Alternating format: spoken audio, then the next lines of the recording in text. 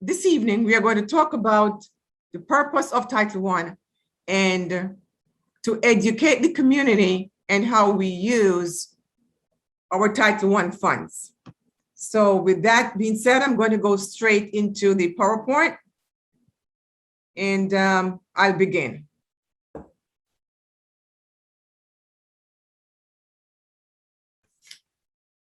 Now on the agenda, you will notice that I have certain things listed there. And I will begin with the first one, which is ESSA, Every Student Succeeds Act. We are also going to talk about what is Title I, the funding allocations, the annual review of district parent and family engagement policy, district parent liaisons, New York State complaint procedures, and any question and answer you may have, you can also put it in the chat. I have here with me Mr. Marlon Stevenson, who is the Director of School Improvement and Grants, and also Ms. Sarita Collins, who is my administrative assistant. I could not do without those two. They have been very instrumental in helping me to get things done from the Office of School Improvement. And as a result of that, programs for our kids have been put into place and they have been timely monitored. So thanks to you guys. So the next thing we're going to talk about, what is ESSA? And ESSA stands for Every Student Succeeds Act. And ESSA took over from No Child Left Behind. And then we moved on to ESSA, which is ESEA, which means something totally different from this ESSA. And as a result of that, it basically means the same thing. So let's talk about ESSA, ESSA. It's a federal law that includes requirements for schools, local education agencies, district and charter schools, and states. And it includes some related to accountability, school improvement, and education development and student supports. ESSA was signed into law in 2015, and it replaced, as I said, No Child Left Behind Act from 2001. All states were required by the United States Department of Education to submit by September 2017 their ESSA implementation plan for approval. New York State's plan was approved in January 2018. Now, ESSA is based on equity. And what do I mean by that? And as you already know, equity emphasizes fostering equity in education for New York students. It expands measures for school support and accountability and student success. It requires school level improvement plans for the lowest performing schools overall. And it requires school level improvement plans for the schools with the lowest performance for certain student populations. New York State is committed to ensuring that all students succeed in school, no matter who they are, where they live, where they go to school, or where they come from. Now, ESSA is equity, but it's more than an accountability system. For example, it's help educators, it helps the schools, and it helps the students. Now, under educators, it provides them for strategies for supporting the professional growth of educators. It addresses disparities in training to decrease classroom effectiveness. Now, an example of that was, we have a number of programs in the school district which have to advance the professional growth of our teachers. And we have one program which we call the P20 program, which encourages our teachers to be trained as leaders to become principals and other administrators. So that's one example of how ESSA provides equity to our educators. It also increased fiscal transparency in school building spending.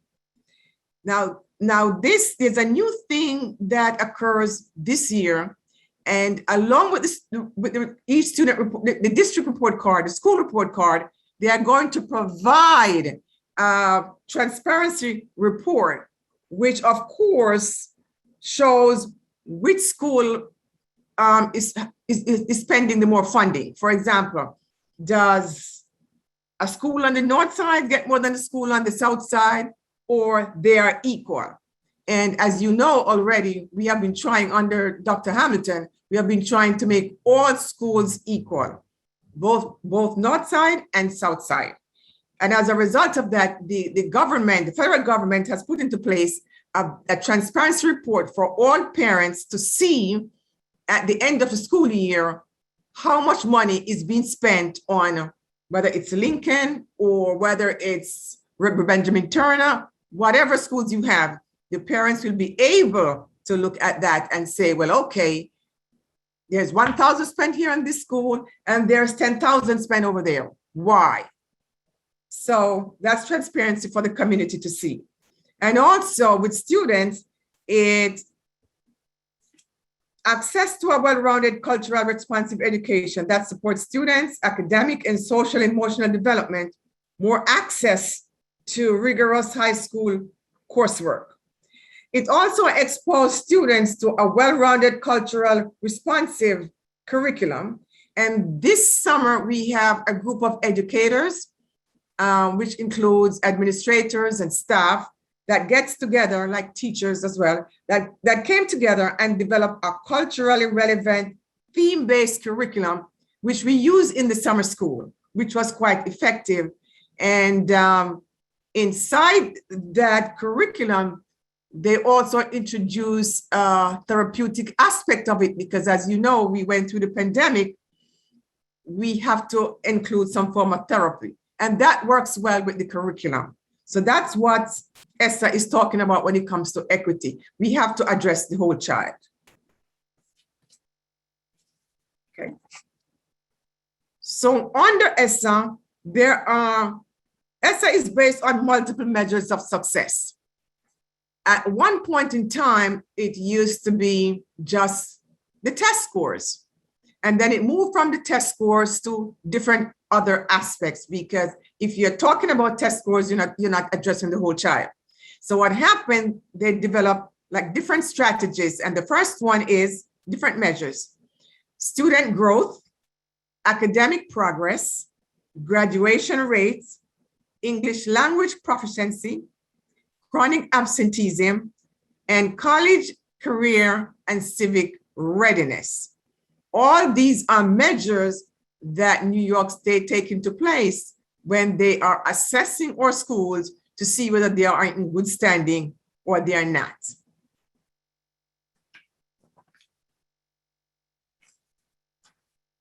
So let's get to the big question.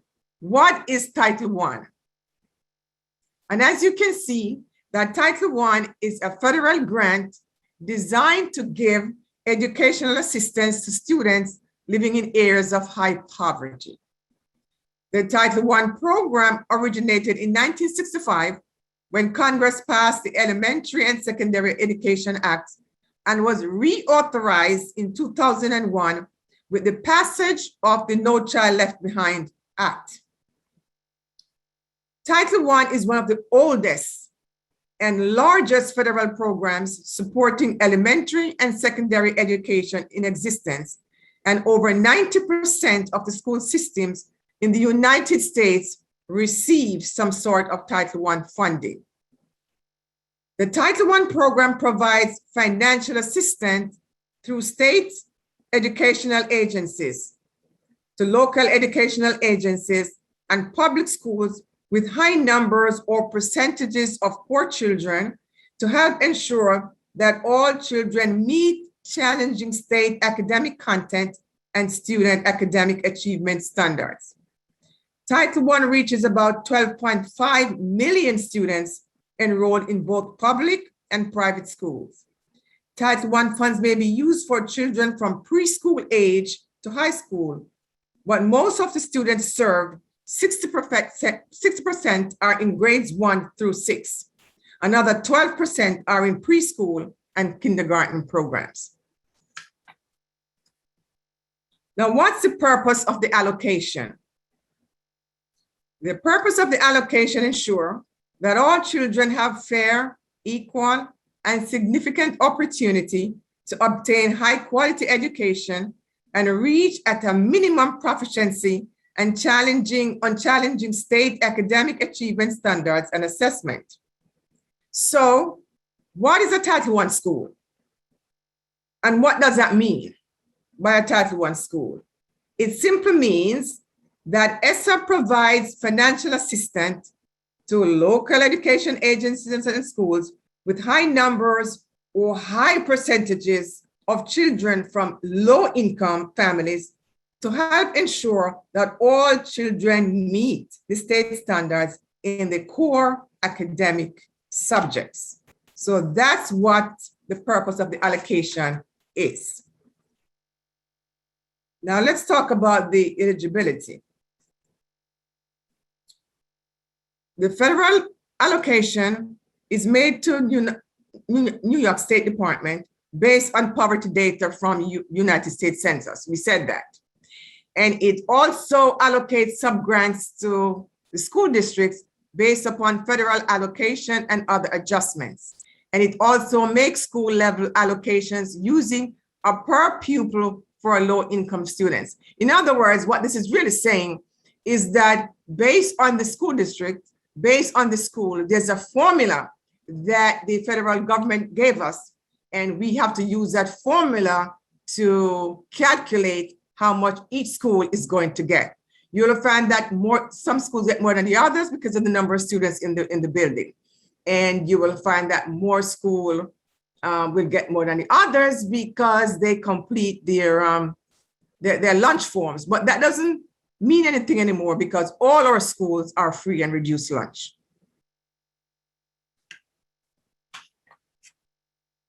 And we continue with the eligibility. Now, the following districts are eligible for the 2021 section of the basic school improvement funding. So you have three types.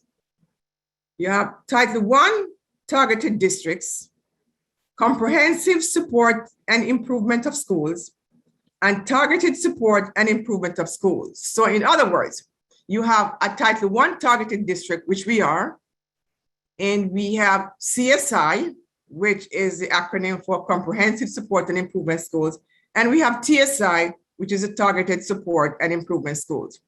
We do not have any CSI in our school district. None of our schools are CSI. Nearly all of our schools are in good standing, as we have been talking about that for a while, except for one, which is TSI, which is Targeted Support and Improvement Schools. Now, what does TSI mean? TSI means that the schools with one or more student subgroup performing at a level 1. That's what a TSI school is. And let me repeat that, schools with one or more students subgroups. It means whether it's special ed, whether it means ENL, whether it's a combination of ENL or special ed, that's what TSI means.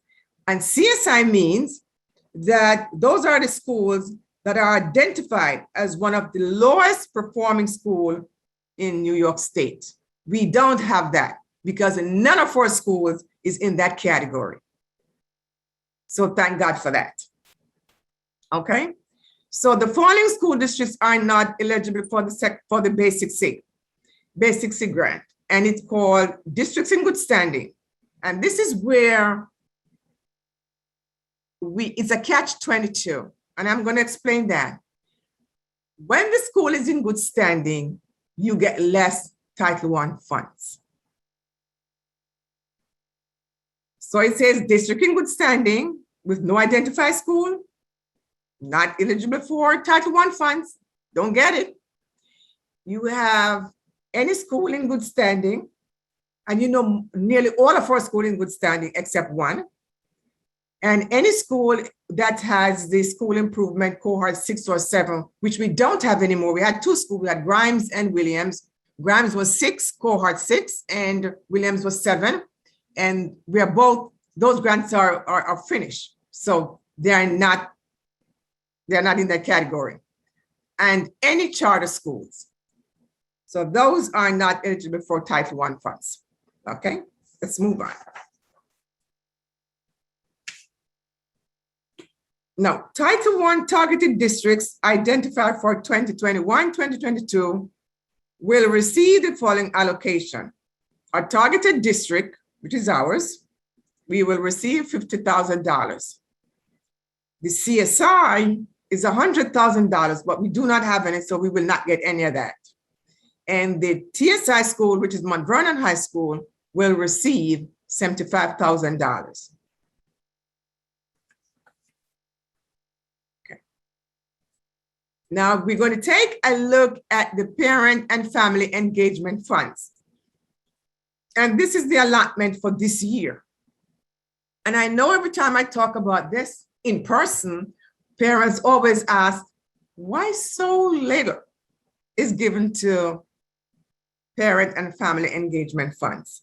But if you look at the screen, you will see that Benjamin Turner is allotted $1,076, Columbus School, and it goes on like that. Now, this is given to each school by the formula that the federal government gave us. And it depends on the amount of kids in the school. And this is going to be sent to your schools who will have their own Title I meeting, and we'll share this with you that you could get it in person if you want. Or we are going to put it also on the website that you can download it and look at it to see how much family and parent and family engagement funds that you have for your building. Okay.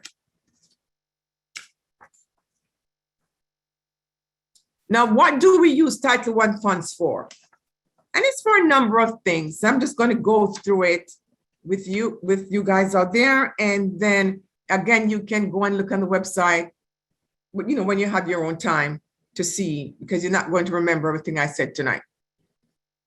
Okay, so Title I funds are to be used for directly impact student achievement by 1, providing additional service that increase the amount and quality of instructional time, providing students with an enriched and accelerated academic program, significantly elevating the quality of instruction, affording parents substantial and meaningful opportunities to participate in the education of their children, fund supplementary programs, fund supplementary materials and staff, and fund programs and services that specifically support students with the greatest academic need. And that is why for this year, last year we had, even though the pandemic, we still have academic power hour, which we did virtually. And then we had summer school. But the year 21-22, we are planning to increase that by having Saturday academic programs where we have schools on Saturdays. We are also planning to still have our academic power hour. And it was just last week that Dr. Gorman announced that all the kids who are quarantined at home will be virtually tutored if they have to quarantine. So all those are opportunities that our students will be getting while if they're at home or they're here in person. But we are adding more programs. We are also partnering up with the Youth Bureau to talk about different programs that they can bring in on a Saturday or after school. They have their strong programs, and we just had that meeting today with the director of the Youth Bureau of how we can come together as a group and partner to make it stronger for the kids in terms of the academic piece for them. And we are also going to partner with different agencies from the outside to talk about how we can divide our kids after school or on Saturdays into smaller groups to ensure that the kids learn. And one of those partners that we have for a very long time, it's Sylvan. We're going to bring Sylvan back because they've always been good partners for us. And we are going to work with them to ensure that those kids who need a one-on-one or small groups of 4 or 5 or 6 are also get the help that they need. So we are branching out, you know, this year, big time on what we are offering to our students. Now, all these programs, I just want you to know that it's offered to all kids, special ed, ENL, all our kids. These programs are offered to them. Nobody is excluded. And when we do academic power hour in the afternoon, it's not just for tutorial, it's also for enrichment. For example, if a student is doing very, very well in school, we want to give them the opportunity to do better. So as a result of that, we are going to make it possible that all kids can be educated and get what they want. And I would like to encourage all our parents that when our principals talk to you guys about having the students stay behind to do academic power hour. And I know many parents, well, my child is not failing. It's not about failing. It's also about giving them more improvement on what they're doing as we go along. So if a child was reading at a level 3 stage, we want the child to be a level 4. So we push them to that stage by giving them more resources to help them. So it's not only just for tutorial. And I just want to make that quite clear to all parents, because I've had numerous conversations with them and they said, oh, we didn't know, which of course I probably didn't, but I'm just saying that it's not only for tutorial. Okay. Now, the use of title funds is divided into 3 groups. It says allowable, reasonable, and necessary. Those are the 3 groups. Now let's look at the allowable activities. And the allowable activities are as follows. You can see, 1, we have a diagnostic tool for school and district effectiveness. We call it DTSDE, which is you have outside educators who will come in and they will do an evaluation of our schools, see how our teachers are teaching, see how our kids are learning, and give us, feedback, positive or negative, and how to improve what they have come across for that day, what they have seen in the classroom for that day.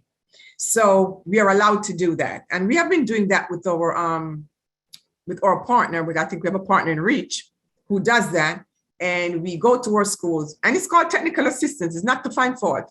Is to go on and see how best we can strengthen the skills and the strategies of teachers and how what teachers are teaching and kids are learning.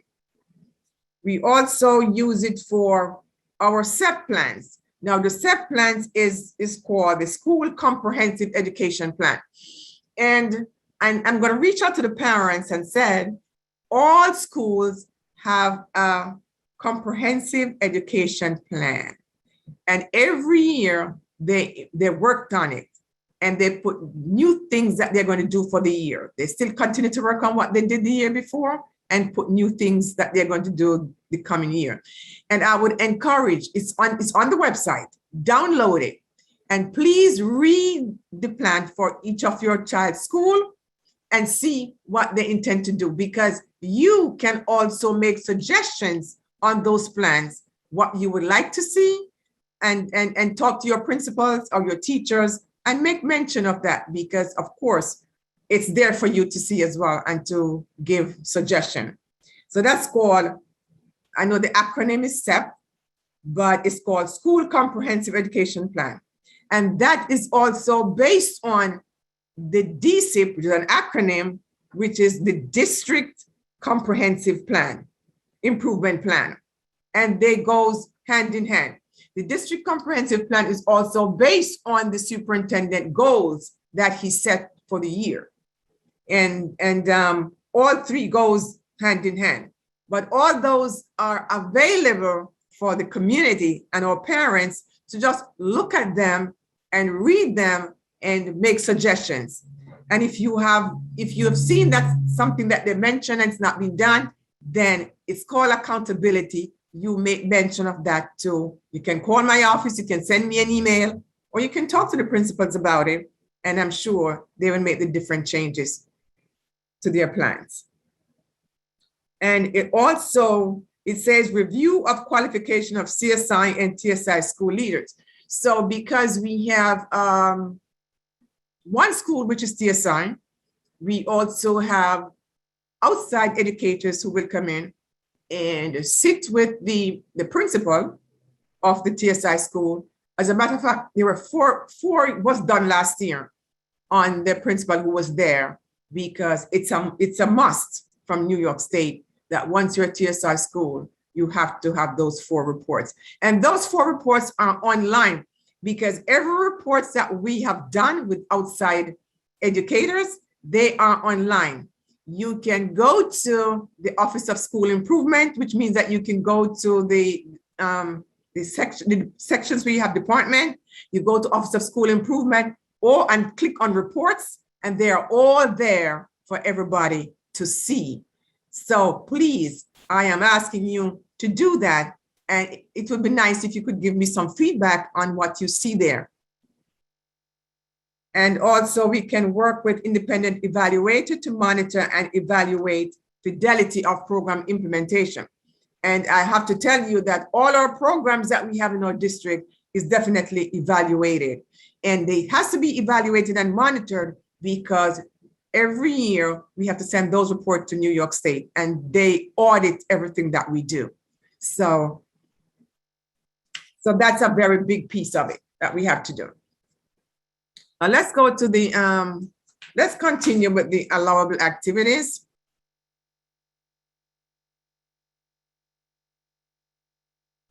Okay, I was just looking at a comment from Mrs. Crump. Thank you very much, but we are going to do that in a few minutes. Thank you. The allowable activities, let's continue. We have submission quarterly of leading indicators that we have to report to New York State, which we said before, because we have to do that. We have to provide 200 hours of extended learning time program to our students in our schools. We don't have any priority schools.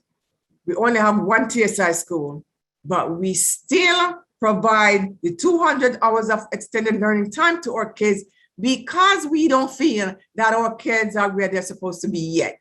We are growing, don't get me wrong, we are moving in the right direction, but you know, until our kids is like 99.9%, you know, proficient in math, ELA and all of that, then we'll be happy. So we keep moving. We still give them 200 hours in the extended day learning time. So we still do that. And also we have funding to sustain and implement a whole school reform model in CSI and TSI schools. So we use it in Mount Vernon High School.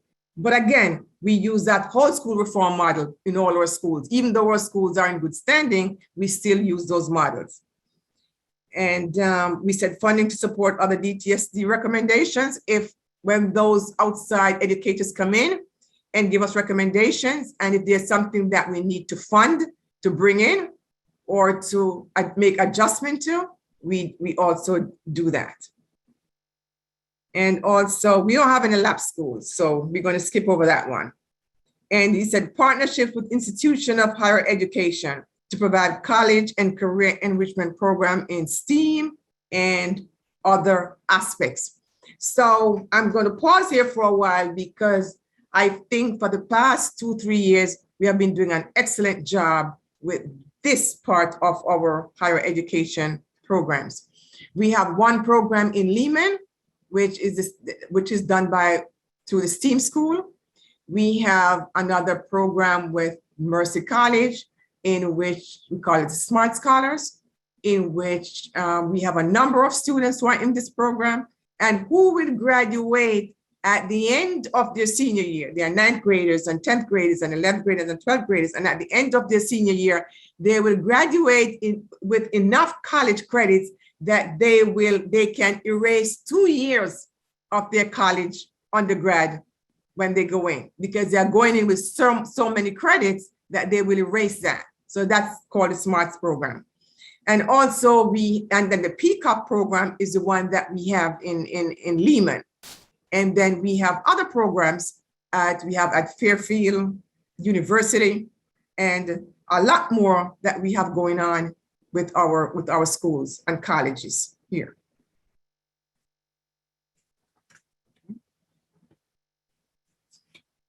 And again, and I heard from Miss Every Addison. Thank you for saying that, because it cut down on the cost of the college expenses that parents have to pay. And that was a very good scholarship that we got. And the kids are working day in and day out. And they're going to have college experience, because when they reach the 12th grade, they're going to have to spend some time from high school onto those college campuses. And that's why we choose colleges close by, so that they can go home on a daily basis from the college to their home. So that's going to be an interesting thing. And the kids are excited. And the kids are so appreciative of that, that for 2 summers, they did their summer program. And we have 100% attendance over the summer with these kids in the program. So I have to tell you, we are very happy to know that that's all that is happening. Okay, so now let me skip on to the parent and family engagement policy. And I'm not sure if all parents are reading the policy. We did the policy, we updated the policy last year, according to isESSA, because they think that our policy was too old and was outdated. And they said, you have to do a new policy before we release those funds, which we had to. So it's also online.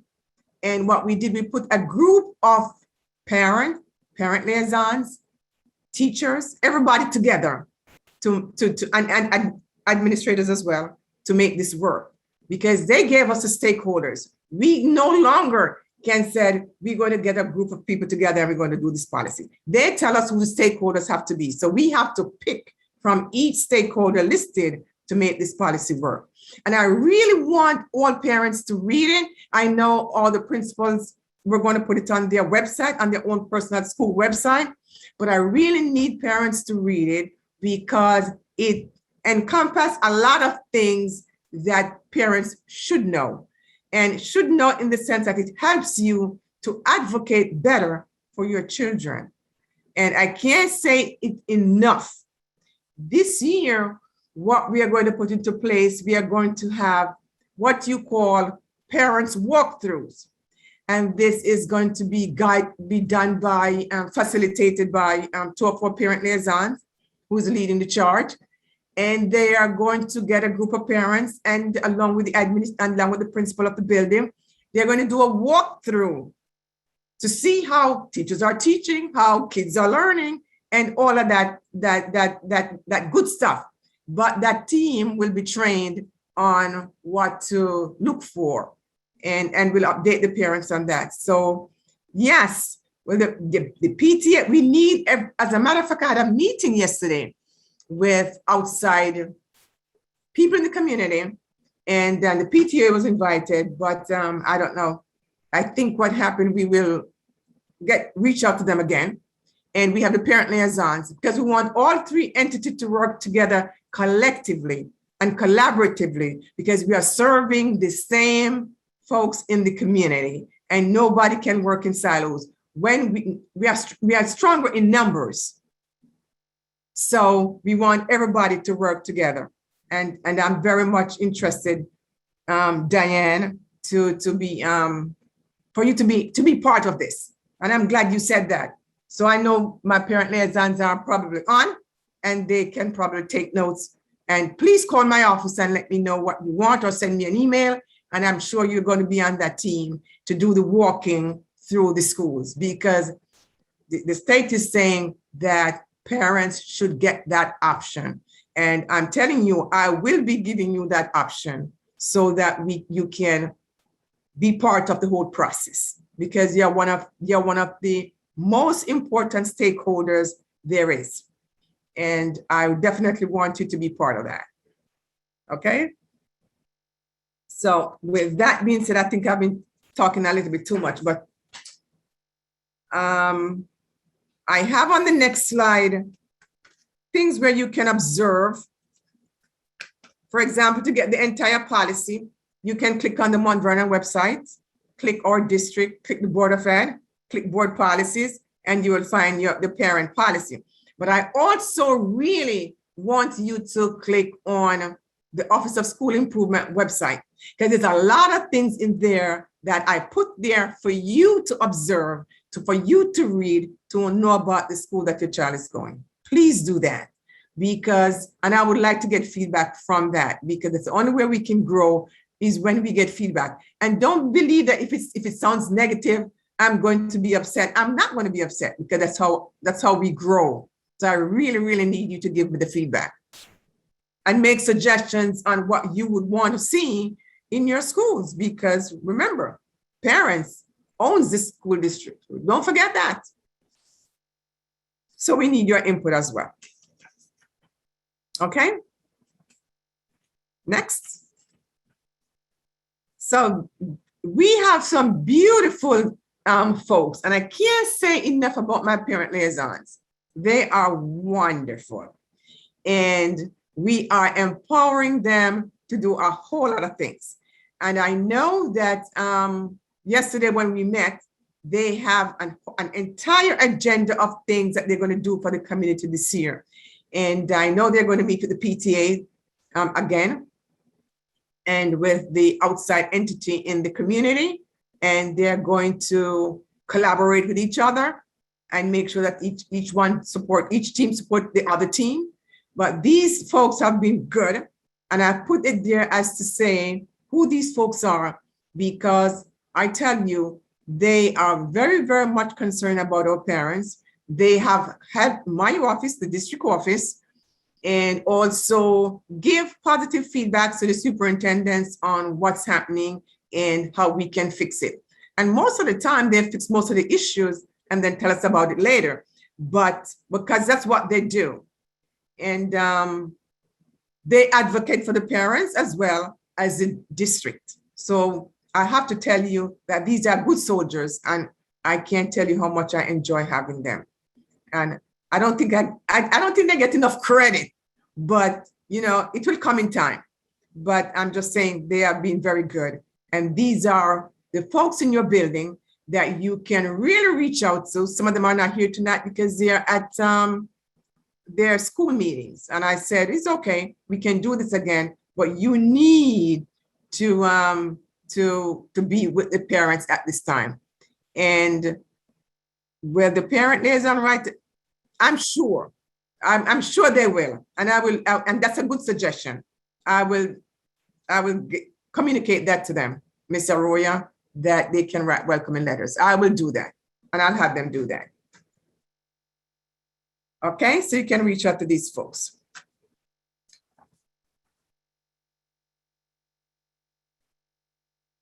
Now, also, I need to show you on this page that there's a complaint form. And if you do have a complaint, you can send it to New York State Department. And I put it there specifically for you to see.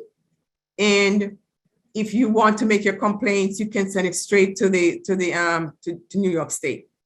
But I would ask you that when you're making these complaints, let us know so that we can fix it here too. Because, you know, we're not all perfect, but if there's a serious complaint, I always give parents the option that if we can't fix it and you don't feel that we satisfy you, this is where you go and you make your complaints. So I just need you to know that it's there, and I've provided for you to see.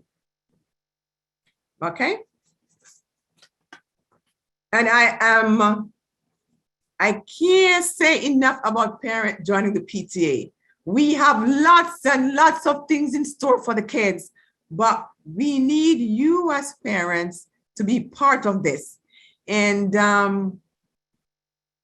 my 2 parent liaison is going to reach out to all the parents and send you stuff that you can be part of.